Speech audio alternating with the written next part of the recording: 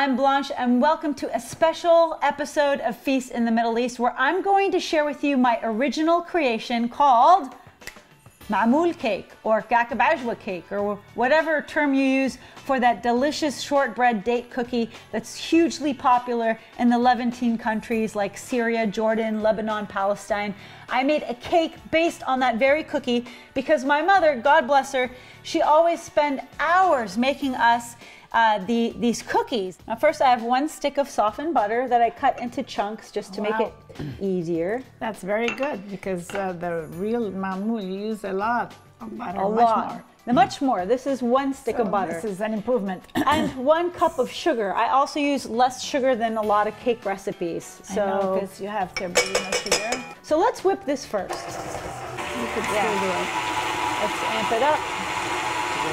And whenever we're making cake, the secret is to let it come to a very creamy consistency, almost white. Yes. Because that's what makes the cake so soft and spongy. Yeah, I agree. We're going to add to it 2 eggs. I'm going to just crack 2 eggs. Don't get shells in there. Cracking, if you don't want to get shells, you have to crack it like Blanche is doing on a flat surface. This will guarantee that you won't get shells inside. I don't like shells in my cake. Some people think that they have to crack it on a sharp edge. No, thanks. So now that we've got the butter and sugar and eggs, we're going to add 1 3/4 teaspoon of baking powder to make it rise. Make sure it's And I'm going to add 1 teaspoon of vanilla extract. So just like 1 teaspoon right there. And I have 1½ cups of cake flour. You add it gradually, Blanche, all the time. Let it run first. Yeah, so we're going to add like ½ cup at a time. So we've got, 3 cups. And it's good to add it gradually, otherwise the flour is going to poof up right in your face. Let's add another ½ cup, of flour. I'm going to add some more liquid, and the liquid I'm using is 1/2 cup of coconut cream. Now this is a non-dairy addition. You can use half and half if you want to make a nice rich creamy cake. I feel like this is the equivalent of half and half, but it has good fats from coconut and adds a little bit extra unusual flavor to the cake. Okay, aside from the coconut cream, I have another secret ingredient and it's called Mahlab. Mahlab is the powder of the cherry kernel. Mahlab is cherry kernel powder. I know that sounds really weird, but it's widely used in the Middle East for centuries in baking, and it gives the cake a sort of almond cherry flavor. It really sharpens the flavor of baked goods. So I highly recommend it. It's optional. You don't need to have it to make this cake, and I know it's not easy to find, but if you can find Mahlab in your local Middle Eastern store, or if you could order it online, I say try it. The rest of the flour. I'm telling you, this is an original recipe through and through. You're not going to see this anywhere else. Yeah. So here we go. So I'm going to go slow and then I'm going to quicken up the pace here. I remember the first time you made it for my birthday and you brought it over.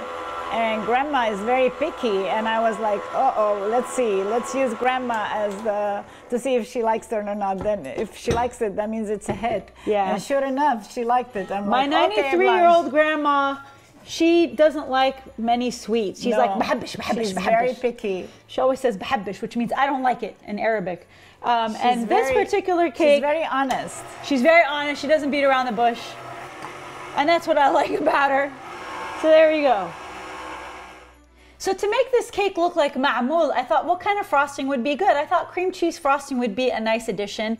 This is, you could add it to this bowl, Mom. This is 12 ounces of whipped cream cheese, or actually like the spreadable cream cheese. Okay, and I use just regular for the sake of the cake, and only ½ cup of powdered sugar. Okay, wow. So we're gonna add that. A little bit goes a long way. A little bit goes away. I'm only using ½ cup, and that's fine for me. And 1/2 stick of butter that's been softened as well. Okay? Okay. And to enhance the flavor of the frosting, Mom, I'm going to add another teaspoon of vanilla extract. Smells delicious. The smell is to die for already. So I'm just putting the batter in a bundt pan. The reason why I'm using a bundt is because it looks like the mamoul cookie, which is shaped sort of like a donut, a miniature donut. So this is the best way I could mimic the look of the mamoul cookie in a bundt pan. And it's been buttered, and I put flour on it so that it'll come out easily. Now you have to have your oven preheated at 350 degrees, and because it's in a bundt shape, I suggest you bake it for about 40 minutes. It might take a little bit less. Always test with a toothpick, make sure it comes out clean before you take it out of the oven. It should be a nice golden brown on top. Okay, and then Mom, I wanted to mimic the flavor of the chewy date filling. It's always so smooth. That's like the best part, right? So I've got medjool dates. Now medjool, not the other kind. What are the other ones called? Like deglet or something? I don't like those dates. Dromedary? No, just get medjool because they're nice and meaty. And I'm putting them in some that water that I just boiled. That way I can just kind of loosen them up, and that way when I put them in the food processor, they'll blend really nicely and make a nice creamy paste for the center. So let's just keep this in here for about 10 minutes. 10 minutes, and then I'm going to drain out the water with a sieve. Okay. Now that it's been soaking in the water well, I'm just going to put it through this sieve and drain out all the water, just like that. I'm going to put it in the food processor.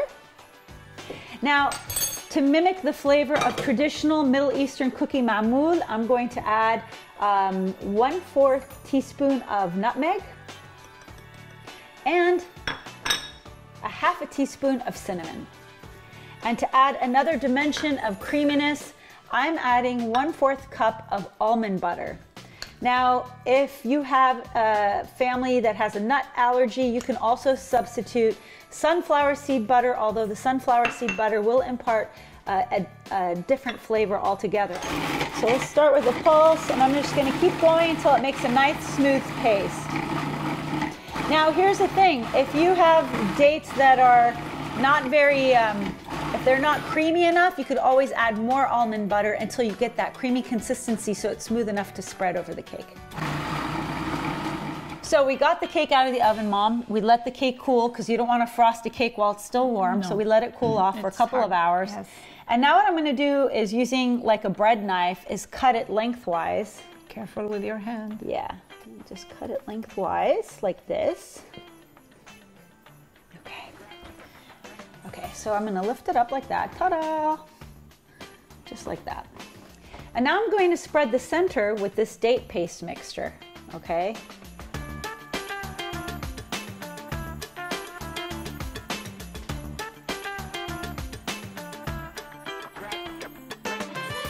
So now I'm going to place the top of it right here like this.